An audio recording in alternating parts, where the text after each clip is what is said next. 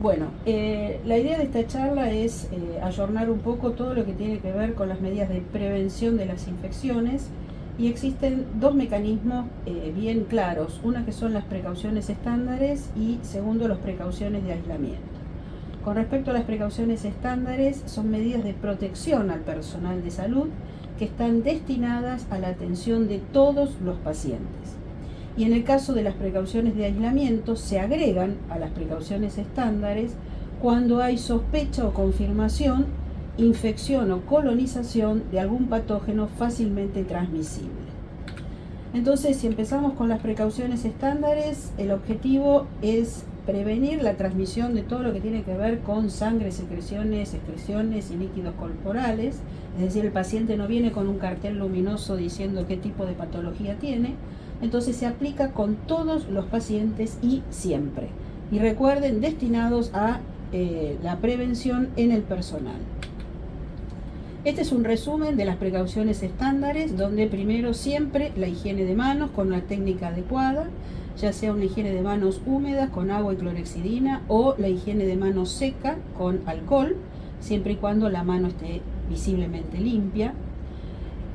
Cubra su tos, que aparece después de la pandemia del H1N1, que es taparse la boca cuando uno tose o estornuda, y en este caso lo más simple es hacerlo con el pliegue del codo. Y el uso de una barrera entre el paciente y nosotros, que incluye camisolín, guantes, barbijo y antiparras.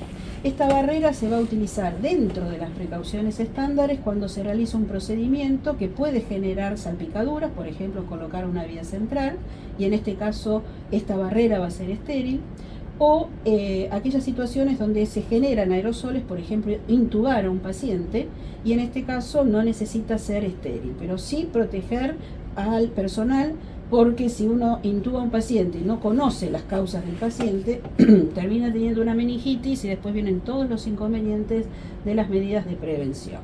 Entonces, esta barrera para estos procedimientos ante riesgo de salpicadura o aerosoles. Y una cosa muy importante es que cuando yo utilizo guantes, no reemplaza el uso de la higiene de manos, porque los guantes tienen cierta porosidad y esa porosidad hace que lo atraviesen los patógenos. Obviamente que el inóculo va a ser mucho menor que atenderlo con la mano sin guantes, pero se ha visto que los patógenos multiresistentes aparecen en la mano después de haber utilizado guantes. Entonces, o sea que siempre lavado de manos antes y después. Con respecto al instrumental no crítico, eso significa todo lo que no invade al paciente: estetoscopio, termómetro, tensiómetro. Siempre debería ser de uso, digamos, desinfectar entre paciente y paciente, porque si yo utilizo el estetoscopio funciona como la mano, es decir, toca al paciente, y si no hago una desinfección adecuada, al juntar al paciente que sigue, vamos a ver que le transmito los patógenos. Y en este caso el instrumental debe desinfectarse con alcohol entre paciente y paciente: el estetoscopio, el saturómetro, el tensiómetro, el termómetro, y siempre se guardan secos. En el caso de la habitación del paciente, siempre se recomienda 1 o 2 personas como mucho.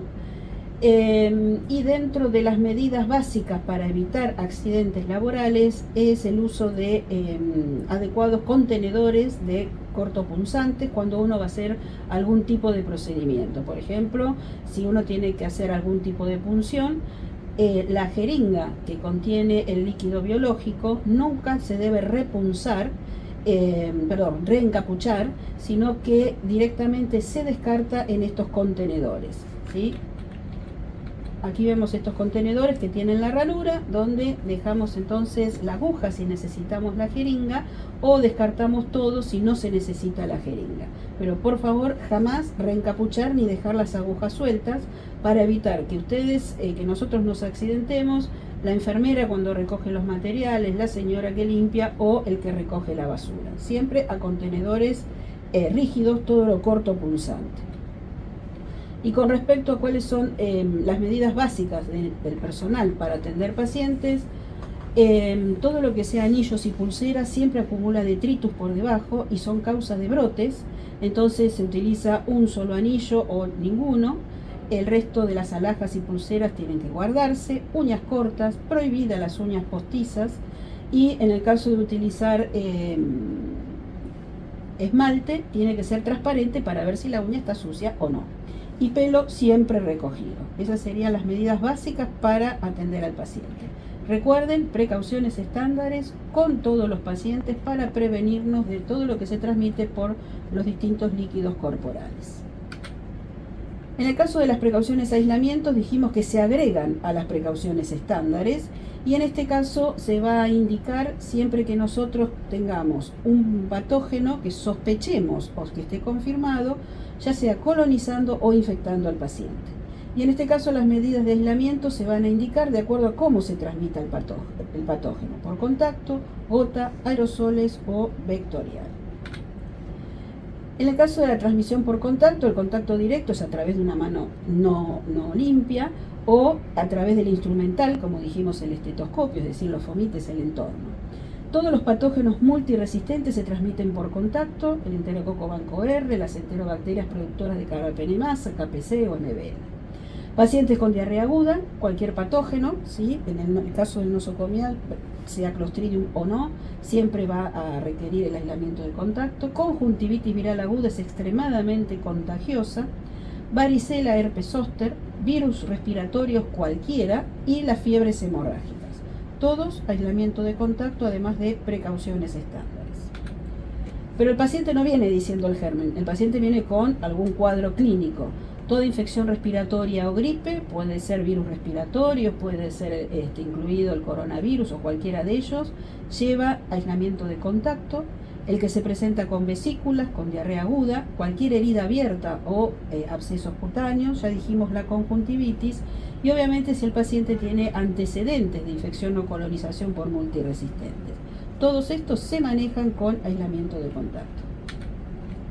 Esto significa habitación individual, higiene de manos, me coloco el camisolín como corresponde, el guante que tiene que estar cubriendo sobre el puño del camisolín para que no quede ninguna piel expuesta, y camisolín y guantes es la manera de atender en los pacientes que tienen patógenos que se transmiten por contacto. Termino de atender al paciente, se descarta todo en bolsa roja, higiene de manos, cierro la puerta y me voy. Este sería un cartel que representa el aislamiento de contacto, donde siempre lo primero para atender a un paciente es la higiene de manos.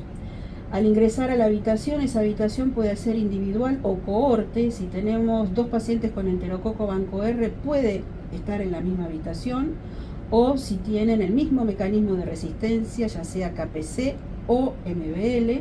No podemos juntar KPC con MBL, pero sí todas las KPC o todas las MBL pueden estar todos en la misma habitación. Ingreso entonces con el lavado de manos, guantes y camisolín.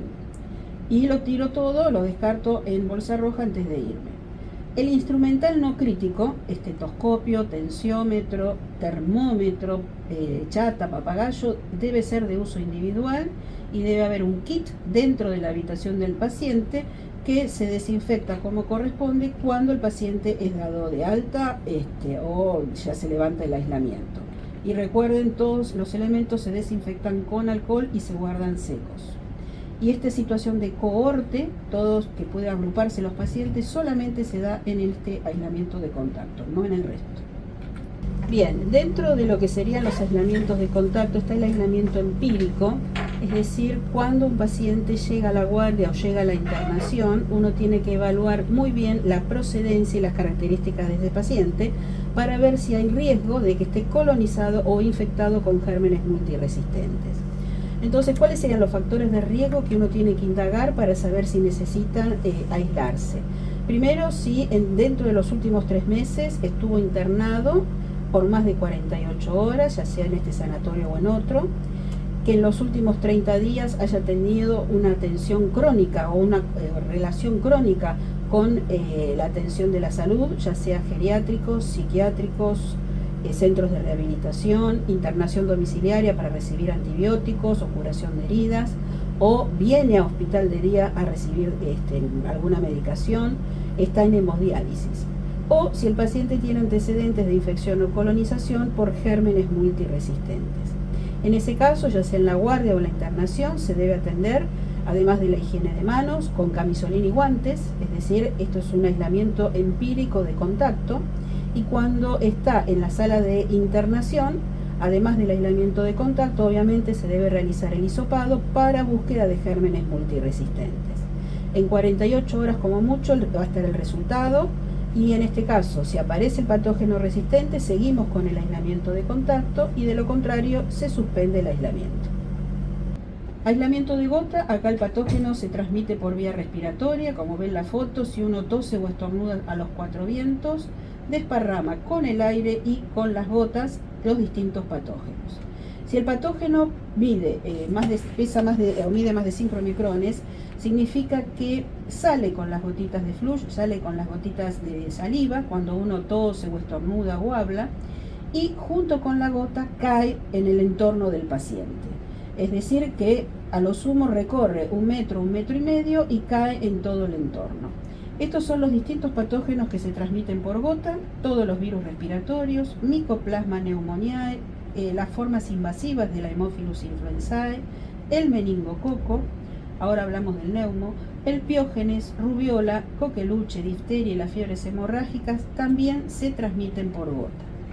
En el caso del neumococo se caracteriza porque no hay transmisión por vía respiratoria. ¿Sí? La neumonía por neumococo se adquiere cuando el paciente está colonizando las fauces con el neumococo y por microaspiración llega al pulmón. Es decir, que una neumonía donde se confirma que el neumococo es el único causante de esa infección no requeriría ningún tipo de aislamiento. Si hay un neumococo resistente a penicilina, que en Argentina por suerte es poco y nada, en Capital y en Gran Buenos Aires prácticamente no hay, en este caso sí se indica el aislamiento del paciente para evitar la transmisión, en realidad para evitar que otros pacientes queden colonizados en la zona de las fauces, pero no van a tener la infección, sino que se van a colonizar. Por ese motivo es que solamente en el resistente a penicilina se indica el aislamiento de gota. Entonces, ¿cómo llega el paciente? Con cualquier infección respiratoria, con meningitis, si tiene fiebre y petequias, que pensamos en el meningococo, si tiene la tos paroxística en época del coqueluche, o epiglotitis, sobre todo en los chicos, que es el Haemophilus, el agente causal más frecuente. Entonces aquí indicamos aislamiento de gota. ¿Y este aislamiento qué significa? Habitación individual y no lo comparte con nadie. Nos dirigimos al baño o al office de enfermería, hacemos una adecuada higiene de manos, barbijo quirúrgico y nada más. Esto es aislamiento de gota puro. Y esa es la manera de atender al paciente, con manos limpias y barbijo quirúrgico. Termina de atender el paciente, debería uno descartar el barbijo. En este momento, la situación todavía de pandemia, lo seguimos utilizando entre paciente y paciente, pero si hablamos solamente del aislamiento de gota y no estamos en situación de pandemia, podemos descartar ese barbijo. Lavado de manos, cierro la puerta y listo con la atención del paciente. Este es el cartelito que lo representa, siempre la higiene de manos, habitación individual, uso de barbijo quirúrgico. En el caso de antiparras, camisolín y guantes no está incluido en el aislamiento de gota, sino dentro de las precauciones estándares si voy a hacer algún procedimiento. Luego está aislamiento de aerosoles, es decir, el patógeno también sale por la vía respiratoria, al toser, estornudar y demás, pero tiene menos de 5 micrones, por lo tanto es muy liviano, no cae con la saliva, sino que queda suspendido en el aire. Es decir, yo abro la puerta de un paciente bacilífero y la corriente de aire va a llevar al bacilo seguramente hacia el pasillo. Entonces, tuberculosis, sarampión, varicela, el herpes zóster diseminado y el coronavirus cuando hace maniobras que aerosolicen, es decir, cuando se intuba, extuba, cuando se hace fibrobroncoscopía o cuando se toma la muestra, es cuando el corona aerosoliza. ¿Cómo llega el paciente? Con vesículas, con fiebre y rash y catarro en el caso de época de sarampión, que por suerte en este momento está controlado en Argentina, fiebre y un cuadro crónico pulmonar pensando en tuberculosis o cualquier patología crónica, y los infiltrados pulmonares en pacientes HIV. Cuando uno indica aislamiento, recuerden lo siguiente, siempre uno debe pecar de exceso. Si el paciente viene con fiebre y un cuadro pulmonar que no es claro y que es crónico, se indica, o agudo, se indica el aislamiento. Después termina teniendo una neumoconiosis, bueno, se levanta el aislamiento. Pero de esta manera estamos evitando que si nos consideramos paciente con tuberculosis, no estuvo durante varios días diseminando ese patógeno. Y acá tenemos el aislamiento de aerosoles. El aislamiento de aerosoles siempre incluye, como todos, primero la higiene de manos, el barbijo especial, que es el N95, que es el barbijo rígido, habitación individual, y requiere manejo del aire. Es decir, estos pacientes deberían tener el filtro EPA, que ustedes recuerdan que es un filtro portátil, que ya no sé dónde estará, debería estar en farmacia, y este filtro lo que hace es una especie de aspiradora que se enchufa las 24 horas en la habitación, chupa el aire del paciente, lo pasa por un filtro EPA que tiene porosidad mínima, es como un barbijo N95, dentro del aparatito, pasa por el filtro y vuelve a la habitación como aire filtrado. Esa sería la manera entonces de bajar la cantidad de inóculo que va a tener el aire en estos pacientes con gérmenes que aerosolizan. Y existen algunas circunstancias donde el aislamiento es doble. Ya dijimos, la infección respiratoria necesita gota y contacto, sobre todo si el paciente transmite por gota y nos acercamos para revisarlo o para hacer el interrogatorio. Recuerden que las antiparras también son importantes porque la conjuntiva es una excelente zona de absorción, así que la antiparra frenaría si el paciente al toser o estornudar, la gota de saliva puede caer en los ojos. Y en el caso de la presencia de vesículas, que puede ser varicela o zóster diseminado, contagia tanto por aerosoles como por contacto, por eso entonces el doble aislamiento, excepto aquellas personas que han tenido ya varicela o que fueron vacunados. Y en el caso del aislamiento vectorial, en este momento álgido de ETM, que son las enfermedades transmitidas por mosquitos, tanto dengue, zika, chikungunya, fiebre amarilla, las encefalitis, ya sea la de San Luis, la del Nilo o la equina, todo se transmite a través del mosquito. Entonces es fundamental aislar al paciente del mosquito para que no lo transmita a otros pacientes.